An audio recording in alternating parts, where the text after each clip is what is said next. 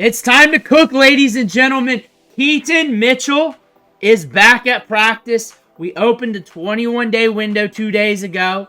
He's going to be back on the field, at least back on the depth chart sooner than later. It's going to be a few weeks. They're going to allow him to ramp things up in practice. Right now, Derrick Henry's holding it down, so why not allow him to get back up to speed? But Keaton Mitchell is back at practice, and we're going to look at the practice clips right now. But right now, you need to click that subscribe button. Tap that button right now because we're going over the practice clips of these players coming back from injuries. These players with their new team. We're helping you set your lineups, looking at the matchups for fantasy football. We're looking at the waiver wire every day for fantasy football. Also trying to find you those diamonds in the rough for deeper leagues. Click that button. Stop missing out. Ric Flair's watching. Do not disappoint Ric Flair. But, if anything, if not for fantasy football, mainly just be excited that this guy's coming back from injury and he's good to go, it looks like. He's back practicing from a horrific knee injury. And you're going to see some pop in the step. You see the brace there. As you see him dancing there, it doesn't bother him too much. One thing you'll see is how fluid he is on the feet. He's got that burst to him still. It does not look like it reduced much. You can't really tell because we're not going full go. But judging from all the practice clips we've covered on years in this channel of these players coming back from injury, just training camp, minicamp, OTAs, whatever, he's moving well in these basic drills. Feet's looking good. Gliding. Looking solid. Looking solid. We got the brace on. I don't know the 100% of the context on that. We might get some words out of the media about that, but it may not be enough for us to get an evaluation.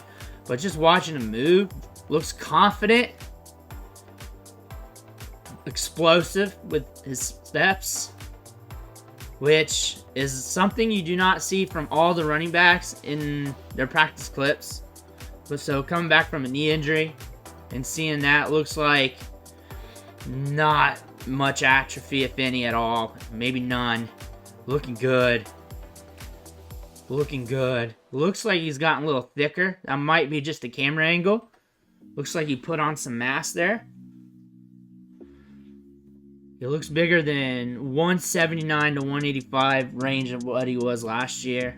At least combine time. He's 5'8", too, or listed at 5'8" on Player Profiler. Keaton Mitchell coming back from this injury is a big deal, especially for the Baltimore Ravens, because you got Derrick Henry lighting it up. Justice Hill, good in the passing game. Keaton Mitchell's that home run swing. Just, if there's a crease on any given play, you could house it. Over 8 yards per carry last year. 7.4 true yards per carry last year. Top in the National Football League.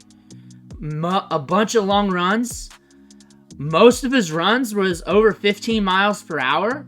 He just needs to crease to see it. He was productive in college. This is a very good kid.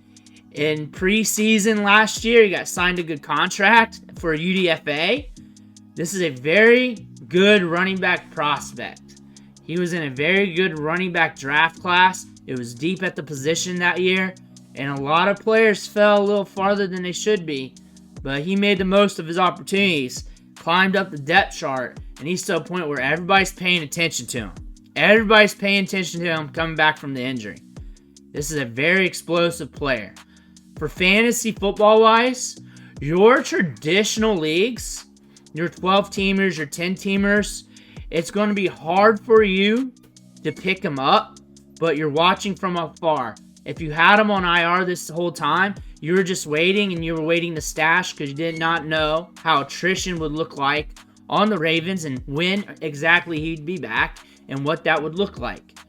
We still do not know what attrition would look like here in the next few weeks or months, but with Keaton Mitchell back, he holds true to that upside play with that Will Fuller effect, where there's probably going to be games, considering Derrick Henry's there, where you're not going to get much out of him for fantasy football. But there's going to be that big carry, that big moment that he has, that he sees the crease, he gets on the outside, He gets that long gain, maybe 2. He houses it. He only needs a couple touches a game. However, if you don't like a player like that, who scores barely anything multiple weeks on end, and then blows up, you don't want that lottery ticket play in your lineup, he's probably not going to be for you. But some people love that. Some people like that because they want to have that lottery ticket for the upside in their lineup decisions. And some people want that as their last running back on their depth chart because when the injuries hit, the bye weeks hit, they're not liking their matchups. They're like, screw it, I'll put in Keaton Mitchell, I'll put in Will Fuller, I'll put in Gabe Davis, I'll put in those upside plays, and we'll just pray to the fantasy gods that he finds his crease.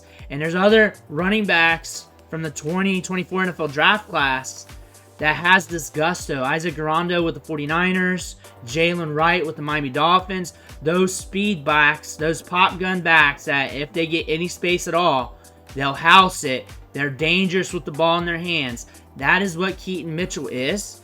He's very nuanced between the tackles. I'm not comparing them one for one. I'm just comparing how they score fantasy production.